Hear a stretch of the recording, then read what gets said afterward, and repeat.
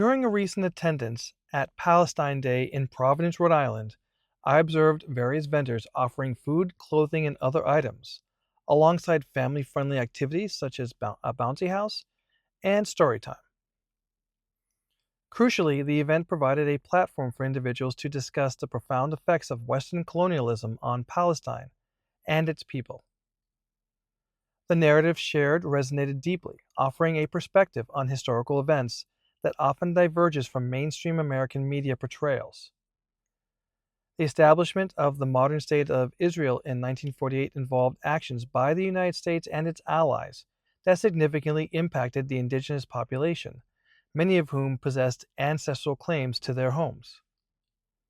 The Declaration of Israeli Independence in 1948 led to the Nakba, a period marked by the destruction of entire Palestinian towns and the displacement of over 400,000 Palestinians, who were either expelled or sought refuge in camps to escape violence. More than 500 villages were destroyed, and over 15,000 Palestinians were killed. This legacy has resulted in an enduring conflict and a people without a sovereign nation. Those who fled in 1948 anticipated a swift return, yet over 75 years later, their return remains unfulfilled. The current geopolitical landscape encompassing modern Israel and Palestine reflects the post-Euro colonial borders of what was once Palestine. This region historically fostered peaceful coexistence among diverse religious communities under Ottoman rule.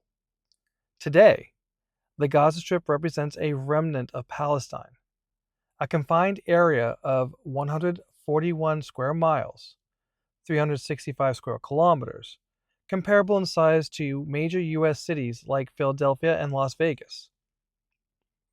With a population exceeding 2.3 million, it rivals urban centers such as Boston, Massachusetts in density.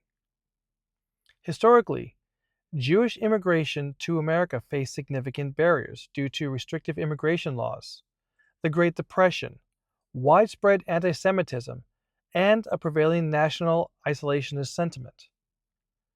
During the 1930s and World War II, stringent U.S. immigration policies characterized by quotas and a complex visa process made entry difficult for all refugees.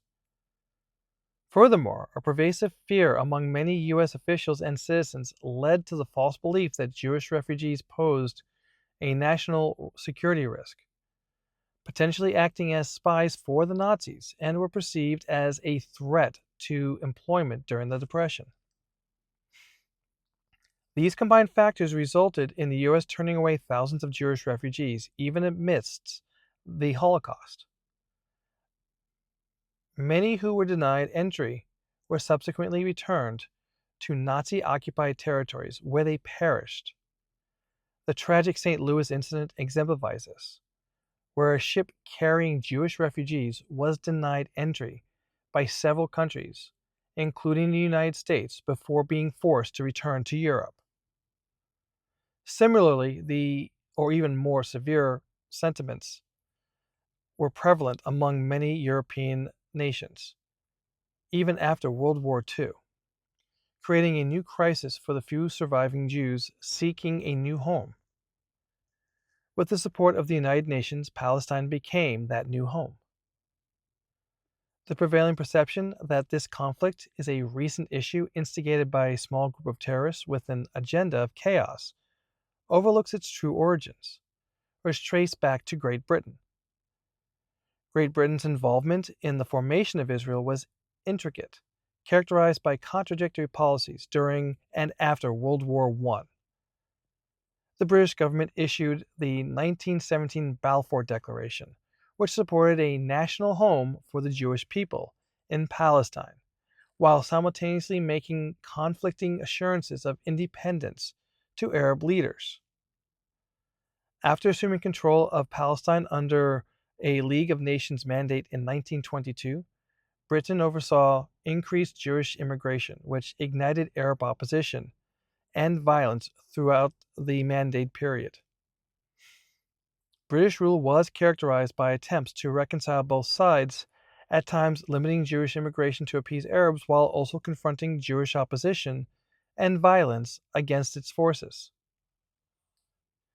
After years of escalating conflict and an inability to achieve a resolution, Britain referred the Palestine problem to the United Nations in 1947, leading to the declaration of the State of Israel in 1948. While British actions or inactions did not solely create Israel, the state's existence would not have been possible without the consistent interference in the region.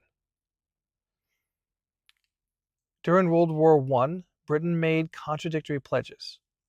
It promised Arab leaders such as Hussein of Mecca support for an independent Arab state in exchange for a revolt against the Ottomans, concurrently planning to partition the region with France in the Sykes-Picot Agreement. Zionism, emerging in the 1880s, represented a new form of colonialism. European Zionists immigrated in waves, numbering in the tens of thousands, and acquired land in Palestine, a process known as the Aliyat. This led to the displacement of many Arab tenant farmers who sparked resistance among local Arabs that perceived it as a colonial settler movement.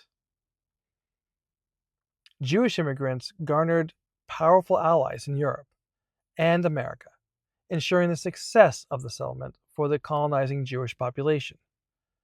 The expulsion of Palestinians was not merely ethnic cleansing, but a deliberate decision to allow Israel to act as compensation for the Holocaust and anti-Semitism, a perceived minor injustice to rectify a much larger one.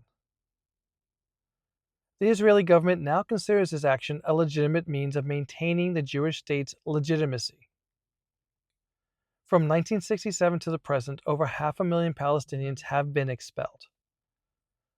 Upon their arrival, Zionists displayed signs proclaiming, "Germans destroyed our families and homes. Don't you destroy our dreams." However, their actions soon led to the destruction of the dreams and lives of many Palestinian people. Today, the world is witnessing a new Nakba. The Gaza Strip, the last remaining vestige of Palestine, functions largely as an open-air prison, where its inhabitants are dependent on Israel for survival. Their movement and ability to build lives severely restricted. The population and their cities are being subjected to intense bombardment. Designated safe zones are subsequently bombed, and aid delivery is fraught with peril for those attempting to receive it. Journalists reporting on realities face the risk of Israeli attacks. It's crucial to acknowledge the complicity of the United States in this ethnic cleansing of the Palestinian people. Israel receives approximately $3.8 billion in annual U.S. military aid, comprising $3.3 billion in foreign military financing and $500 million for missile defense programs. This allocation is part of a 10-year, $38 billion memorandum of understanding between the two nations, spanning 2019 to 2028. This aid is exclusively for military purposes, including the procurement of U.S.-made weapons and support for missile defense, and does not include any supplemental or emergency assistance. The United States is effectively funding Israel's acquisition of weapons that are currently being used to eradicate an entire culture. This choice only benefits U.S. defense contractors.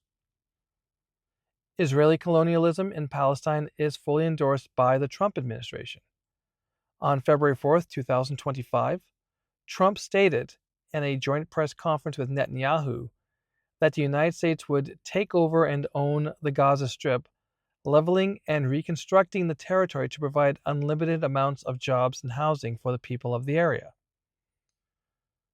Once the Palestinian people lose what remains of their homes and culture, they become vulnerable to practices in other countries that could lead to treatment akin to chattel slavery.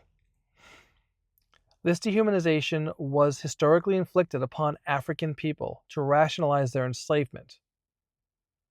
Similarly, Netanyahu's references to Palestinians as human animals echo this rhetoric. If their humanity is denied, the deaths are framed not as murder, but as euthanasia, and genocide is merely culling the herd. Jane Fonda stated, "We are in our documentary moment, and it's not a rehearsal."